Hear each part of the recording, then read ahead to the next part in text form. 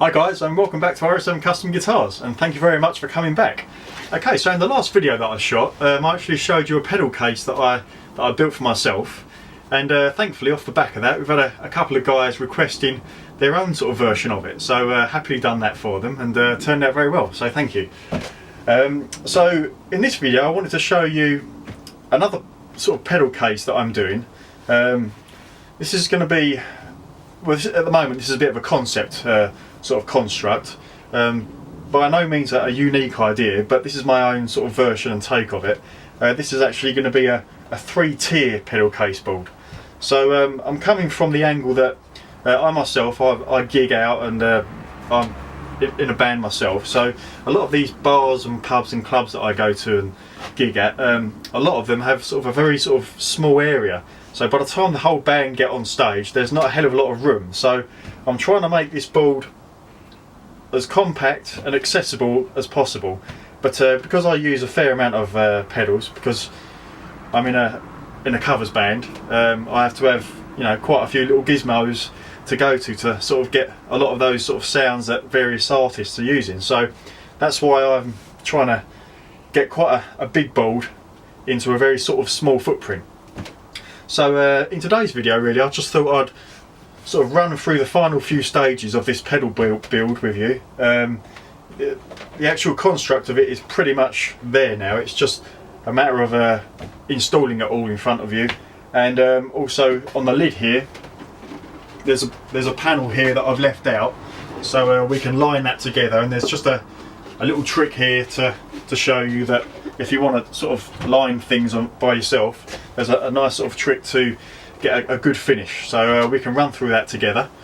And yeah, so in the next few shots, we'll go through and line that and build this together. Okay, so this is a little bit of a closer look at the board so far. So where we've got so far, we've lined the inside, put the Velcro on the shelves using, obviously you can buy this, it's all different widths and things, but this is actually 50mm wide, so you can buy this in big rolls or you can buy it per metre. So we've cut the little holes out here on this particular shelf, so the wires can pop up from underneath the shelf. The power pack can be velcroed on the back underneath here, and also or it could be put here as well underneath.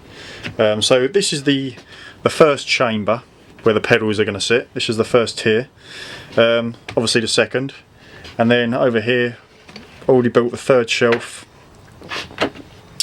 and with this mechanism here that I've made, obviously this is a bit of a prototype, so the next one will be a lot more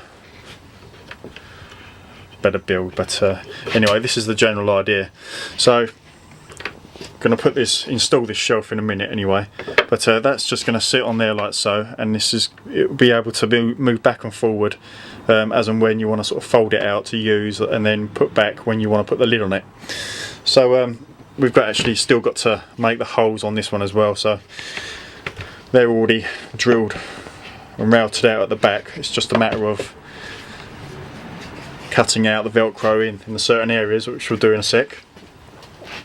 And yeah, it's a glossy black finish paint, and we've got all the accessories here that we're going to stick on soon. So at the bottom, at the base, we're going to put some coaster wheels on, a Penelcom style bracket, your bump corners here, handle, and a shed load of screws. So first things first. Okay, so going to screw on the third shelf unit now.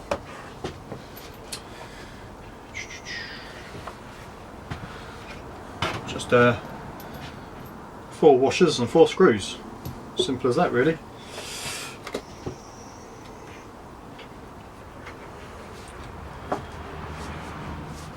He says that, but a bit more tricky than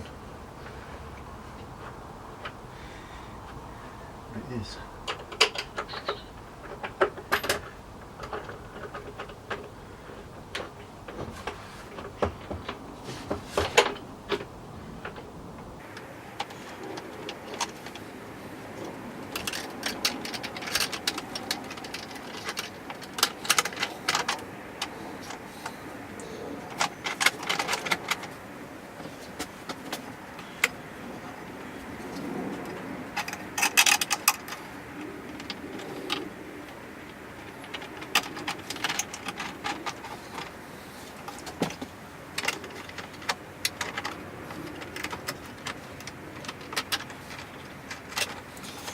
they're in place. It's just a matter of winding these in.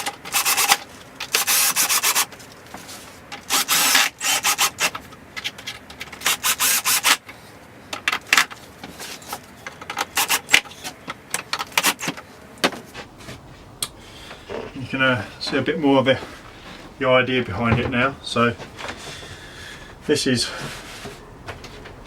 ready to use now with the pedals, and then when the lid goes back on, this will fold down like so and make room for the lid.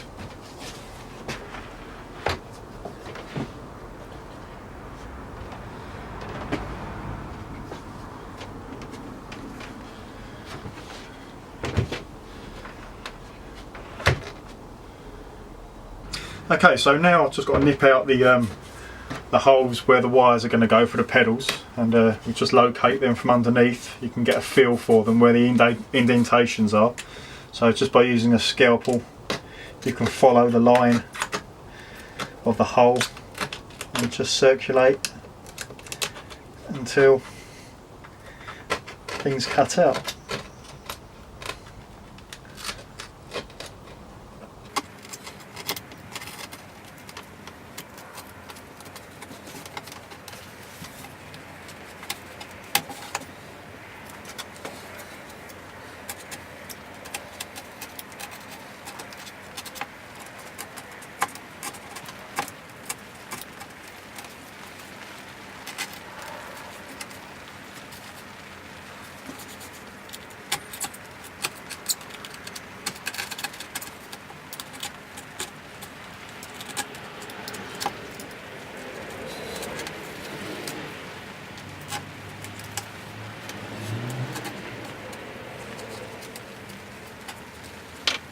Okay, so that's the first two. I won't bore you with the other half a dozen. It's quite a boring process, but yeah, that's the basic idea behind that.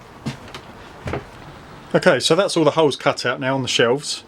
You can see the top shelf has moved in its forward position at the moment. You get a side view of it, like so. And as I said, well, on the top shelf you can actually get under here because of the angle. You can put another supply under here as well as on the second shelf. That moves up as well, so you can get your second, or your first power supply here, and then your second under there. So plenty of power can go into this. I'm probably going to make a mechanism here to allow some feet to come down and click into place, but actually it's possible that you probably won't need those back legs here, because you've got about 50 or 60 mil here, so where the front of the pedal, obviously the switch is at the front, as long as you hit directly down, it shouldn't, in theory, rock back. But anyway, just to make sure, I'm going to put some legs, supporting legs on here as well, that can just click down and fold back up. But just to show you the lining inside as well, this is all crushed felt fabric, so it's quite a nice finish. Can you see that? So it's actually this fabric here. It's quite nice and pliable as well. Quite nice to work with. And then the actual padding and wadding, I've used this inside, underneath the felt, and this wadding as well to line the lid. And we'll show you that process now.